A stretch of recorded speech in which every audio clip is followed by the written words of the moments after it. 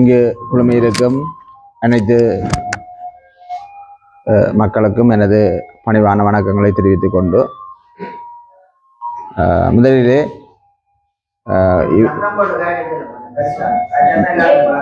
கேட்கும் கொஞ்சம் கொஞ்சமாக எடுப்பேனா சத்தம் பெறும் நான் துவங்குறேன் தானே கொஞ்சம் முன்னுக்கு வந்திருந்தீங்கன்னா இல்லை.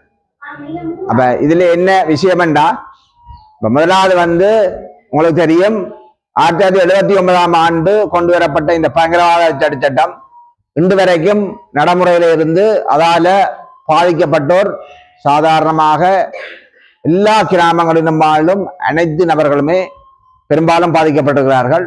அது தமிழர்கள் மட்டுமில்ல, முஸ்லிம்கள் சிங்களவர்கள் என்று இன மதம் பேதம் என்று அந்த சட்டம் மிக மோசமாக மக்கள் மீது பாய்ந்து பல அச்சுறுத்தல்கள் துன்பங்களை எங்களை கடந்த 37 வருட காலமாக எங்களுக்கு விளைவித்திருக்கிறது. இந்த பயங்கரவாத தடை சட்டத்தை இப்ப நீக்கி புதிய ஒரு பயங்கரவாத தடுப்பு சட்டத்தை இந்த அரசாங்கம் MPP அரசாங்கம் கொண்டு வருவதற்கான முயற்சிகளை மேற்கொண்டிருக்கிறது. அதே அந்த புதிய பயங்கரவாத தடை சட்டம் போர்க்கால சூழ்நிலை இல்லாத இந்த சூழல்ல அவ்வாறான ஒரு பயங்கரவாத தடை சட்டம் தேவையில்லை என்பதை வலியுறுத்தி ஏற்கனவே உள்ள பயங்கரவாத சட்டத்தை நீக்குவதோட புதிய பயங்கரவாத தடை சட்டம் நடைமுறைக்கு கொன்ற வேண்டாம் என்று சொல்லி வடக்கு கிழக்கு தாயகம் தழுவிய ரீதியில ஒரு கையெழுத்து போராட்டத்தை செய்து அந்த போராட்டத்தில் சேகரிக்கப்படும் கையெழுத்துக்களை ஜனாதிபதிக்கு அனுப்பி வைத்து மக்கள் இந்த சட்டத்தை ஆதரிக்கவில்லை, அந்த சட்டத்துக்கு எதிர்ப்பு தெரிவிக்கிறார்கள் என்ற நோக்கத்தோட ஒரு கையெழுத்து போராட்டத்தை கடந்த சில வாரங்களாக வடகிழக்கு பிரதேசங்களில் செய்து கொண்டிருக்கின்றோம். அந்த அடிப்படையில் இன்றைக்கு உங்கள்கிட்டையும் அந்த கையெழுத்து சேகரிக்கிற ஒரு நோக்கமாகவும் தான் வந்திருக்கின்றோம். எனவே இந்த பயங்கரவாத தடை சட்டம் எங்களுக்கு புதிதாக கொண்டு வரப்பட்டால் அது திருப்பி எப்படி பயங்கரவாத சட்டத்தால் நாங்கள் பாதிக்கப்பட்டோமோ அதே மாதிரி இந்த பயங்கரவாத தடுப்பு சட்டத்தாலேயும் பாதிக்கப்படுறது நாங்கள் தான். அவை அந்த சட்டத்தை நடைமுறைப்படுத்த வேண்டாம் என்றதை நாங்கள் மக்களாக ஜனநாயக வழியில வலியுறுத்துறதுக்கு இந்த கையெழுத்து போராட்டம் ஒரு முக்கியமான போராட்டமாக அமைய இருக்கிறது. அவை அந்த போராட்டத்தில் நீங்களும் உங்களோட கையெழுத்து பிரதிகளை கையெழுத்து இட்டு தயவு செய்து இந்த போராட்டத்தை வலுப்படுத்துமாறு கேட்டுக்கொள்கின்றோம். உங்களுக்கு தெரியும், இந்த பயங்கரவாத தடை சட்டம் போலவே இந்த கிராமத்திலும் நிச்சயமாக அதனால் பாதிக்கப்பட்ட பலர் இருப்பீங்கள். அதே மாதிரி இந்த பயங்கரவாத தடுப்பு சட்டமும் பயங்கரவாத தடை சட்டம் ஏற்கனவே இருந்தது, இப்ப வர்றது பயங்கரவாத தடுப்பு சட்டம். அவை ரெண்டும் கிட்டத்தட்ட ஒன்றுதான், பெயர்கள் தான் வேற. பயங்கரவாத சட்டத்துல இல்லாத சில விஷயங்களும் இந்த பயங்கரவாத தடை சட்டத்துல மிக முக்கியமாக இருக்குது. அவை இந்த சட்டத்தால மிக மோசமாக பாதிக்கப்பட போற நாங்களா என்ற முறையில அந்த சட்டத்தை நடைமுறைக்கு கொன்ற வேண்டாம் என்றதை சொல்ல வேண்டிய ஒரு பொறுப்பு எங்களுக்கு இருக்கு. ஆகிய அந்த போராட்டத்தில் நீங்கள் இணைந்து கொண்டு உங்களோட கையெழுத்துக்களை இட்டுக் கொள்வீர்கள் என நம்புகின்றேன். இரண்டாவது விடயமாக, உங்களுக்கு தெரியும், நாங்கள் மாவீரர் போராளி குடும்ப நலன் காப்பகம், உங்களுக்கு ஏற்கனவே நாங்கள் இந்த இடத்துல நாங்கள் முதலும் வந்து உங்களை சந்திச்சிருக்கிறோம். அதுக்கு முதலும் பல பயனாளிகளோடு நாங்கள் இங்கே தொடர்பு இருக்கிறோம். மாவீரர் குடும்பங்கள், போராளிகள் குடும்பங்களோட இன்னும் பல தரப்பட்டவரோடு நாங்கள் தொடர்பு இருக்கிறோம். இன்று நாங்கள் உங்கள் முன்னிலையில் வந்த விஷயம் என்னன்னு சொன்னா, இந்த கிராமிய பொருளாதார அபிவிருத்தி குழு ஒன்றை நாங்கள் உருவாக்கி கொண்டு வர்றோம். இப்போது இன்றைய நாளில் 2வது குழுவை நாங்கள் இந்த திரியாமணில ஆரம்பிக்கிறோம். இதற்கு முதல் மூதூர்ல இன்றைய நாளிலேயே 1வது குழுவை நாங்கள் ஆரம்பிச்சுட்டு வந்திருக்கிறோம். இந்த குழுவின் நோக்கம் என்னன்னு சொன்னா, ஒன்று நாங்கள் ஏற்கனவே செய்து கொண்டிருக்கின்ற இந்த பொருளாதார உங்களோட உயர்ச்சிக்கான உதவி திட்டங்களை ஒரு தொண்டு நிறுவனம் என்ற அடிப்படையில உங்களோட கிராமங்களை ஆற்றுவதற்கு அந்த குழு எங்களோட இணைந்து செயல்பட்டு எங்களையும் வலுப்படுத்தி இந்த கிராமத்தையும் வலுப்படுத்தணும் என்றது ஒரு விஷயம். 2வது விஷயம், எங்களுடைய பொருளாதார கட்டமைப்புகளை பலப்படுத்துவது. நாங்கள் ஒரு சமூகமாக, ஒரு இனமாக, ஒரு தேசிய இனமாக எங்களுடைய பொருளாதாரத்தை வலுப்படுத்த வேண்டிய ஒரு தேவை இருக்கிறது. தொடர்ச்சியாக போர்க்காலத்துல நாங்கள் எவ்வாறு ஒரு தனித்துவமான பொருளாதார ஒரு கட்டமைப்பை நிறுவி ஒரு தன்னிறைவான போர்க்கால சூழ்நிலையும் ஒரு தன்னிறைவான ஒரு இனத்தை நாங்கள் படைத்திருந்தோமோ அதே மாதிரி தொடர்ந்து வரும் இந்த காலங்களிலையும் நாங்கள் தொடர்ச்சியாக எங்களுடைய ஏழ்மை எளிமை என்ற அந்த ஒரு குறுகிய வட்டத்துக்கு நிற்காமல் நாங்கள் பொருளாதார ரீதியாக உயர்ச்சி பெற்று நாங்கள் தன்னிறை பெற வேண்டுமாக இருந்தால் அதற்கான வழிவகைகளை பலமான கட்டமைப்புகளாக நிறுவ வேண்டும். அந்த அடிப்படையில இந்த பொருளாதார அபிவிருத்தி கிராமிய பொருளாதார அபிவிருத்தி குழு என்றதை உருவாக்கினால்தான் எங்களுடைய பொருளாதாரத்தை பற்றி நாங்கள் சிந்திச்சு சுயமாக சிந்திச்சு எங்கட கிராமத்துல என்னென்ன வளங்கள் இருக்கோ அல்லது என்னென்ன திறமை உள்ளவர்கள் இருப்பார்களோ அந்த வளங்களையும் அந்த திறமைகளையும் பயன்படுத்தி நாங்கள் ஒரு இனமாக பொருளாதார தன்னெழுச்சி பெற்று எழுந்து நிற்க முடியும்.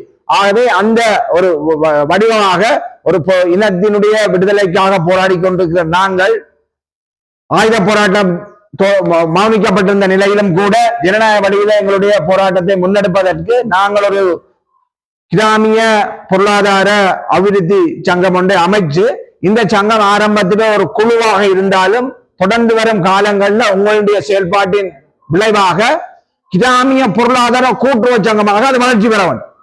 நான் சொல்றவங்களை வாங்குறேன். இப்ப நாங்கள் உங்கள்ட்ட அமைக்க போறது கிராமிய பொருளாதார அபிவிருத்தி குழு என்ற முறையில ஒரு சபையை நாங்க தெரிவு செய்வோம். கிட்டத்தட்ட 15 பேர் கொண்ட ஒரு சபையை தெரிவு செய்து விடுவோம் என்று இப்பொழுது அது தன்னை தகவமைச்சு கொண்டு தொடர்ச்சியாக அந்த பொருளாதார செயல்பாடுகள்ல ஈடுபடுத்தி ஆய்வு செய்து உங்களுடைய அந்த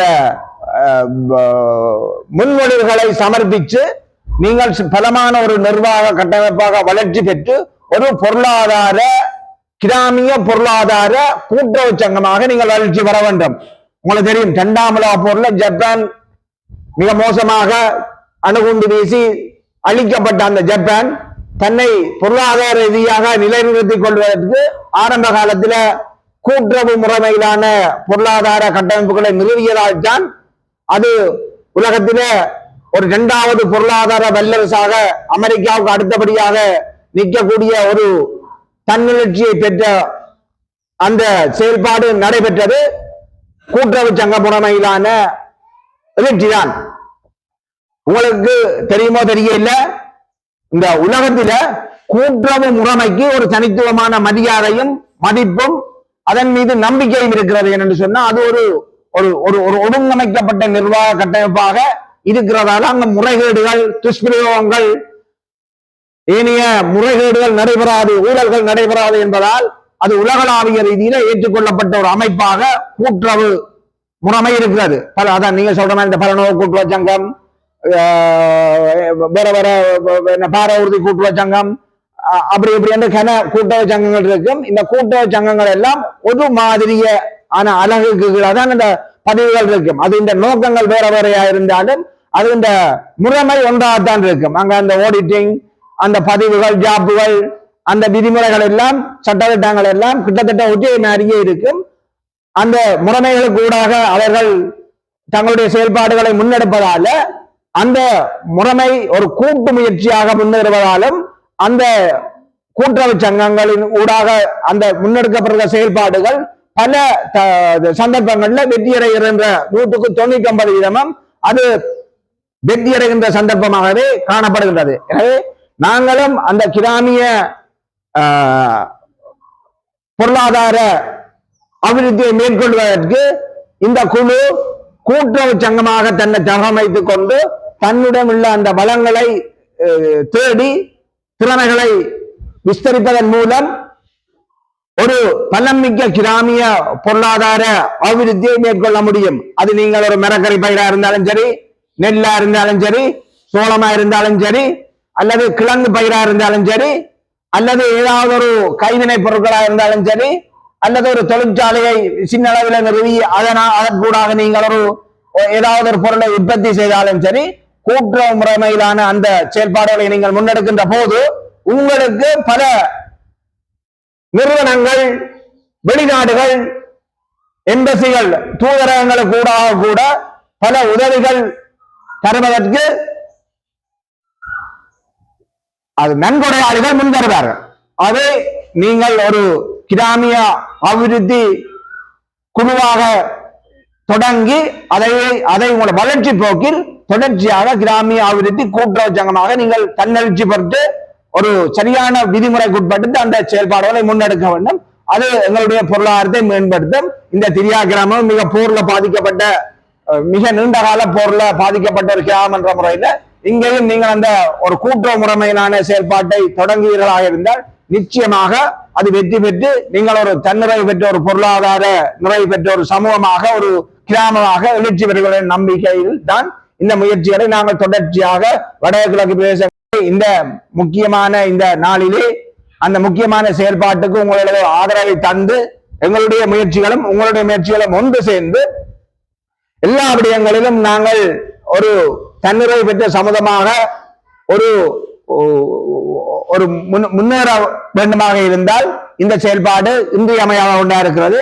எனவே உங்களுடைய அந்த ஆற்றலை இந்த எங்களுடைய எதிர்பார்ப்புக்கு அமைவாக ஒருங்கிணைப்பீர்களாக இருந்தால் நிச்சயமாக இந்த செயல்பாடு வெற்றி பெறும். எனவே உங்களிடம் நாங்கள் கேட்டுக்கொள்வது எங்களோடு இந்த செயல்பாடுகளில் ஒத்துழைப்பீர்களாக இருந்தால் எங்களுடைய அமைப்பானது இன்னும் பல வேலை திட்டங்களை உங்களோடு இணைந்து உங்களுடைய கிராமத்தின் வளர்ச்சிக்காக தொடர்ச்சியாக நாங்களும் பல்வேறு பணிகளை செய்வது மட்டுமில்லாமல் புலம்பெயர் நாடுகளில் வாழ்ற பல கொடையாளிகளை உங்களோடு இணைத்து இந்த செயல்பாடு வெற்றி பெறுவதற்கு நாங்களும் உறுதுணையாக நின்று நிச்சயமாக எங்களுடைய தமிழினத்தின் பொருளாதார முயற்சிக்காக நாங்கள் தொடர்ச்சியாக உழைத்து முன்னேற முடியும். எனவே இந்த ஒரு பொன்னான வாய்ப்பை தவறவிடாமல் இந்த சந்தர்ப்பத்தை எங்களுடைய இனத்துக்கு சாதகமான ஒரு சந்தர்ப்பமாக நாங்கள் மாற்றுவதற்கு இன்றைய நாளிலே உங்களிடையே இருந்து அந்த கிராமிய பொருளாதார அபிவிருத்தி குழுவை தெரிவு செய்வதற்கு எங்களோடு ஒத்துழைக்குமாறு மிக பணிவன்போடு கேட்டு எனது இந்த உரையை முடித்துக் கொள்கின்றேன். நன்றி.